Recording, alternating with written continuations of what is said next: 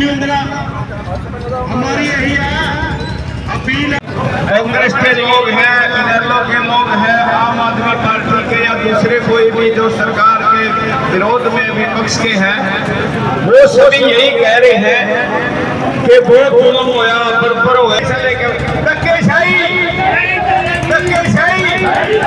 प्रशासन की गुंडागर्दी, पुलिसिया राज, धक्केशाही, हमारा भाईचारा, भारतीय किसान यूनियन।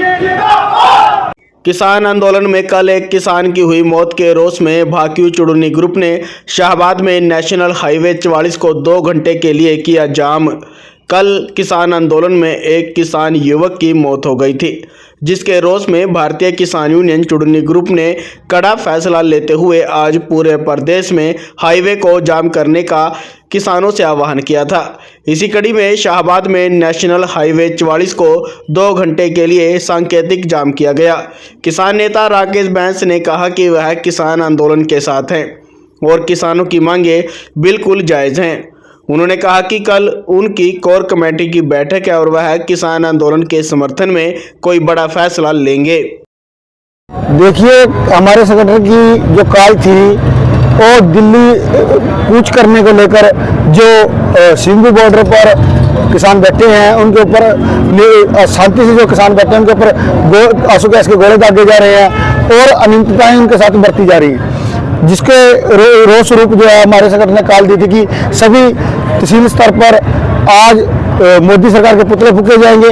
परंतु कल खनौरी बॉर्डर पर जो हाल हुआ वह अवमानना के खिलाफ है और वहाँ पे देखा हमने कि मानवता के खिलाफ है और हमने वहाँ पे देखा कि किसानों के ऊपर गोलियां दागी गई, किसानों के ऊपर आंसू गैस के गोले दागे गए और छर्रे किसानों को, कई किसानों की टांगें तोड़ दी गई और 54 के लगभग जो गिनती आ रही है किसानों की, अभी मेरे पास पूरा डाटा नहीं है, 54 किसानों के आसपास जो बता रहे हैं कि जख्मी हुए हैं किसान और एक किसान जो है हमारा युवा साथी शहीद हो गया, जिसके रोष स्वरूप जो है आज हमने शाम को अपनी कॉल बदल दी थी और आज 2 घंटे के लिए 12 से 2 बजे तक सभी हरियाणा की सड़कें जाम रहेंगी। आज से भाग लेंगे। देखिए, जब भी संघर्ष होता है, आपने देखा होगा आंदोलन के टाइम में जब आज़ादी की लड़ाई चल रही थी, उस टाइम भी जब संघर्ष होता था, बेशक संगठन अलग अलग हो, पर जब भी सरकार ने अत्याचार किए हैं तो सभी आंदोलनकारी एकजुट होते हैं और अब भी जैसा भी निर्णय होगा तो हम एकजुट हैं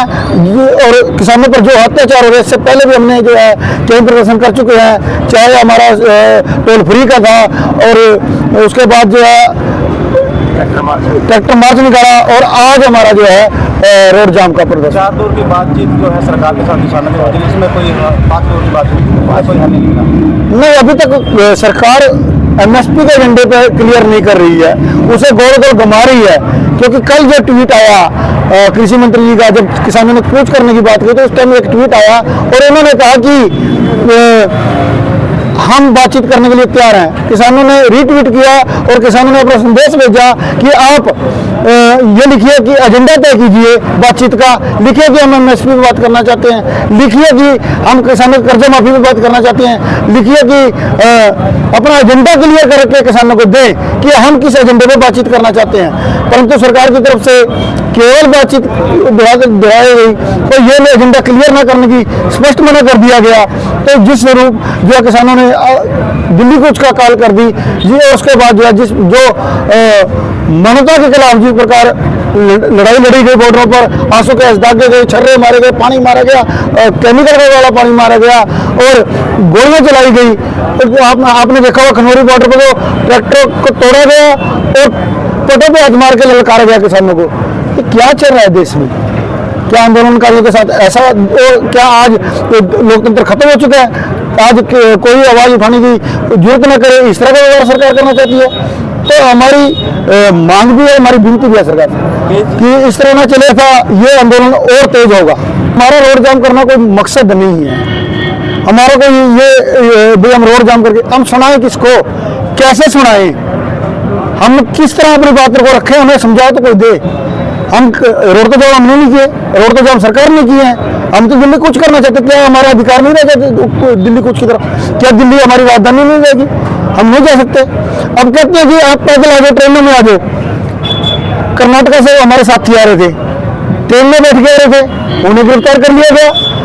तमिलनाडु से हमारे साथी आ रहे थे, ट्रेन में बैठ के उनको गिरफ्तार कर लिया गया और उनका फोन खोज लिए गए और ये कहकर खोज लिए गए कि जब आप वापस जाओगे तब आपके फोन वापस दे दिए जाएंगे।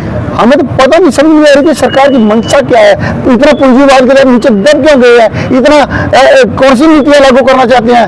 क्या आज़ादी की लड़ाई की मैं इस तो इसे इतिहास को दोहराता हुआ देख रहा हूँ कि आज़ादी की दूसरी जंग शुरू हो चुकी है। मौजूदा सरकार की अगर बात करें तो मौजूदा सरकार किसान हित की बात करती है, लेकिन उसी अगर किसान आगे बढ़ने की कोशिश करें अपनी मांगों को लेकर तो शंभू वैली चीन जैसे एक बार सिक्योरिटी बना रखी है, उसको लेकर क्या करें? तो देखिए, किसान तो विरोधी सरकार है, किसान की बात तो ये करती ही नहीं। आप देखें, इससे पहले साल पहले यहीं पे बैठे थे किसान, किस प्रकार लाठीचार्ज किया गया था। क्या मांग थी उन किसानों की?